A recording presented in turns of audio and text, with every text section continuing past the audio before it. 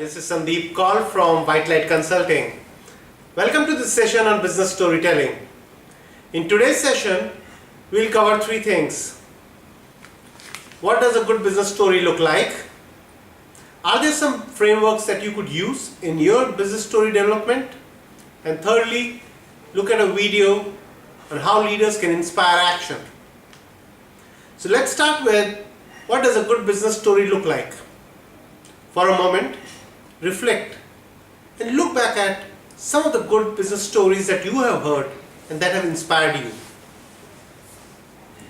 All of them have three elements in common.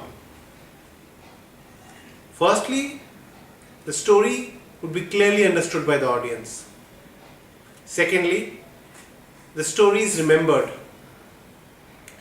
And thirdly, the story has the power to positively influence a change in behavior or opinions. How frequently do we as business executives need business stories? We don't require business stories in our daily life. On an average, you would require business stories from need for business stories on an average would be 1 to 4 times a month. These are business stories that you might use to drive a particular business objective or a business need. Most of our research around business storytelling is focused on the communication domain, which means that we focus on how do we deliver the story. Do we sit up, stand up, look in the eyes? Is it conversational? Is it nice to know? Is it a serious message? Secondly, it's about the audience. Where is the audience state of mind? What are they expecting? Are they looking at a challenge or an opportunity? And thirdly, communication theory tells us we need to keep on repeating the same point again and again.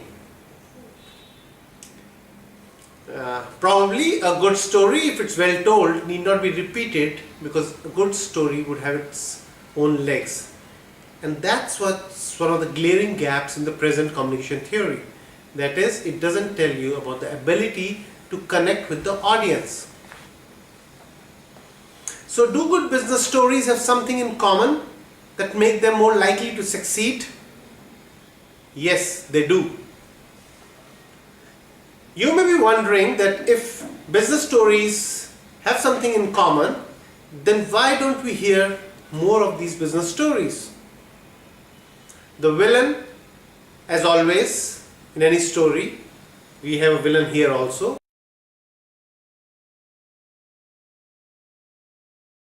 And that villain is called the curse of knowledge.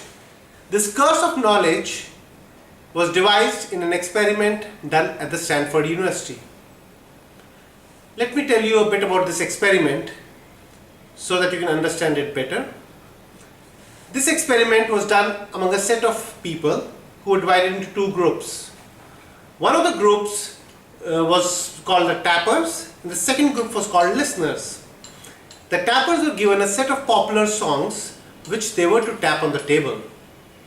At the same time, on the other side of the table were sitting these people who were the listeners, and these listeners were to guess these songs correctly. The experiment seems quite simple, but in reality, when the experiment was played out of 120 songs that were tapped on the table, the listeners could correctly guess just 3 songs. There was a twist in this experiment. Just before the listeners could guess, the researcher asked the tappers, what's the probability of the listeners correctly guessing the songs? And you'd be surprised to know that the listeners were quantified at 50% of the songs being correctly guessed. That's what the tappers were saying to the researchers. What this means is that the tappers thought 1 out of every 2 songs that they were tapping would be correctly guessed. But in reality, what was happening was only 1 out of 40 songs were correctly guessed. So let's see, does this thing remind you of something in your organization? The leaders and the frontline employees, leaders speaking their messages and the employees not connecting with the messages. The reason that it happens so frequently is the leaders, the tappers in this case, are humming the song in their mind while they are tapping. So it becomes very obvious for them that the person at the other end, which is the listener or your employee, would correctly guess it. And if you look at it from the employee's perspective, the employees are only hearing the tapping of on the table. So it's highly unlikely that they can guess the song. And same thing happens in business messages. So let's look at some of the frameworks that could help address this information asymmetry gap.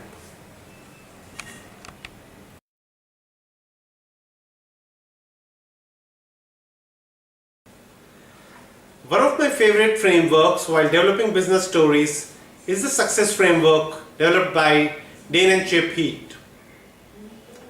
Success framework stands for simplicity, unexpectedness, concreteness, credibility, emotions, and how does the story flow into your stories catalog for future use. These are all essential elements that make a great business story. Let's look at some quick examples before we get into the framework in detail. And these examples, we'll run through this framework and see how do they stand the validity of this framework. You would have heard a lot of CEOs talking about shareholder value maximization. If you look at this call to action, this is definitely simple, but it's not profound. It's not something the employees will step back and listen in a manner that inspires them. It's definitely not unexpected. It's not concrete about what the employee needs to partake in this action. It's definitely credible as a story because it comes from the CEO, who's the leader of the business. The emotional angle is missing. It's clear business objectives, and definitely doesn't add up to your business catalog as a business leader. Let's contrast this with one of the most beautiful stories of the 20th, where a leader has inspired a nation into action. I'm talking of JFK, John F. Kennedy, and his 1961 speech, "Let's put a man on the moon by the end of this decade and get him safely back."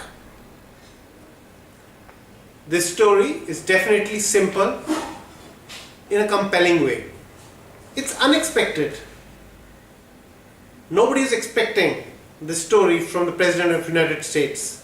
It's concrete. In terms of credibility, it sounds like science fiction. But because it's coming from United States President, there is a level of credibility in the story.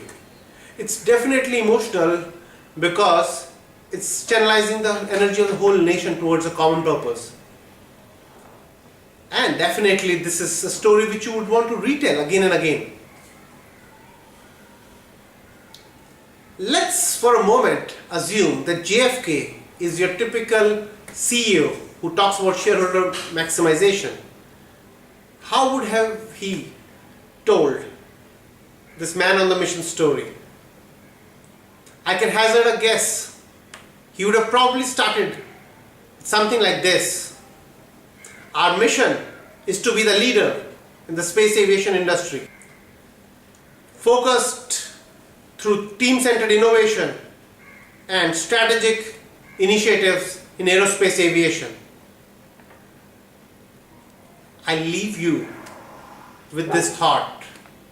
Which of the two versions of this story of JFK would inspire you if you were there and listening to him as a leader?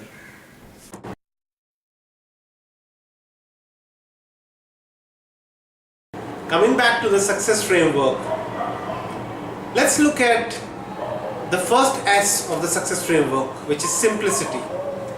Simplicity is the most important element of the whole framework when you build your business story. And when we talk of simplicity, we talk not of simplicity but of things which are core and profound and yet to the point. When we mean profound is something that helps you reflect back again and again. Best example for this could be a proverb.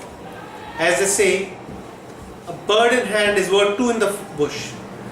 This proverb, while being short, is at the same time profound as it captures a lifetime of learnings and experience in it. Similarly, your core has to be formulated in the same manner. Seems simple, but it's difficult to do. Let's now see somebody who does this successfully most of the times. And the example comes from the army.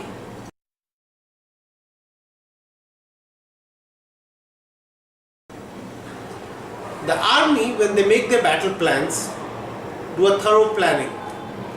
But just like business plans, when they take the plans to the battleground, like you do to the marketplace, the plans need to be improvised and changed to understand the market realities. So do they change their core of the plan repeatedly? No. What they do is, they formulate something called the commander's intent. And what's a commander's intent? It means that if in that plan they were to accomplish nothing else but this one thing, that would be the commander's intent. And friends, when you develop your business stories, you need to develop your own commander's intent, which will be the core of your story. And as and when new situations come, the stories can be improvised so that they are always fresh and can be improvised. Finding the core of your business is a bit like writing a commander's intent. It's all about discarding the important insights which might seem interesting and let the most important insight. So in summary, your formulation process will follow two steps. Step 1 is about forming the core of your business story, and step 2 is about validating the story through the success checklist. And there are good chances that what you would end up with is a good business story that can be used again and again to inspire your team members. Finding the core of a business story is an art that leaders need to perfect and work upon.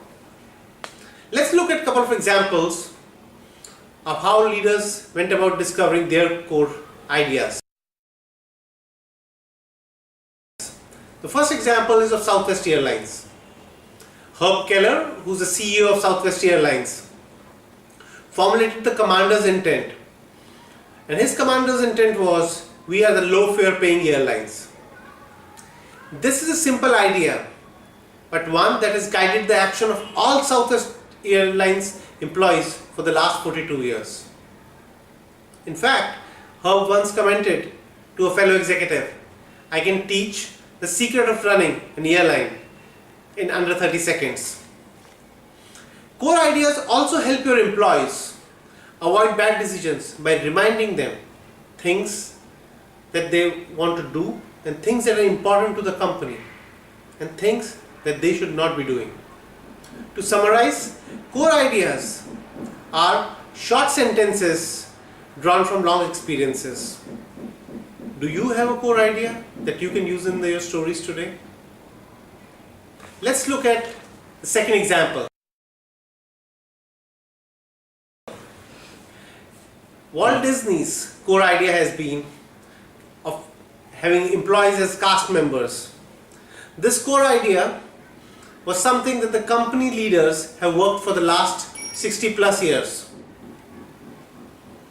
If you look at all actions of their employees, cast members don't interview for a job, they audition for it. When they're walking around, they're on stage. When they're visiting Disney parks, they don't treat customers as customers, but they treat them as guests. In fact, this core idea is so powerful that as we speak, we can also visualize the action of employees in situations which we even did not discuss today, and how they would have behaved at Disney.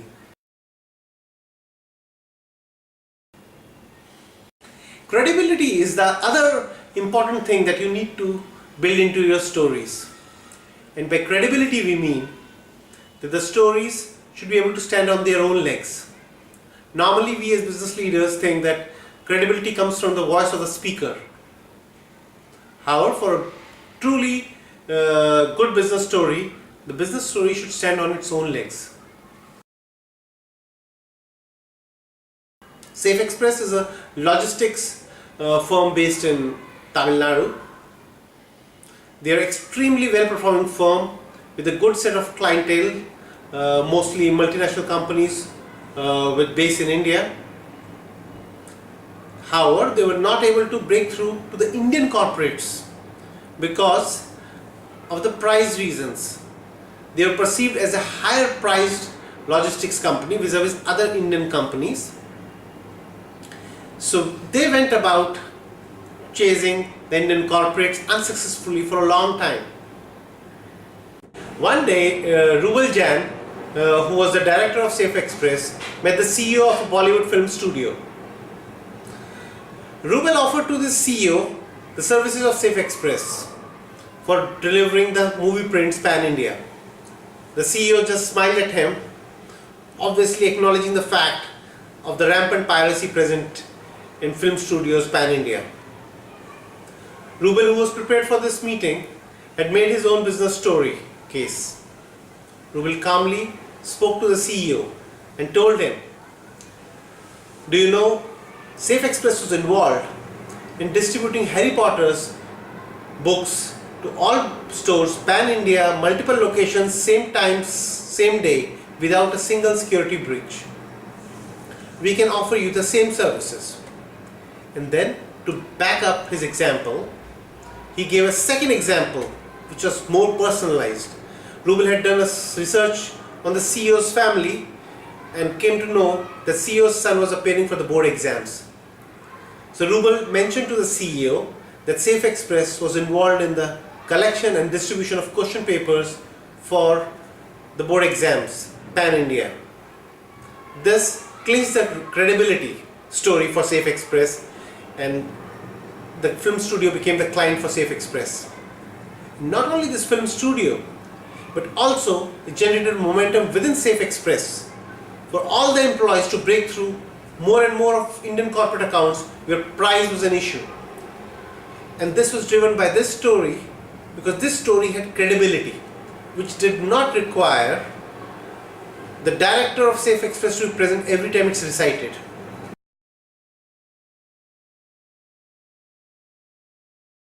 We started by asking, do good business stories have something in common?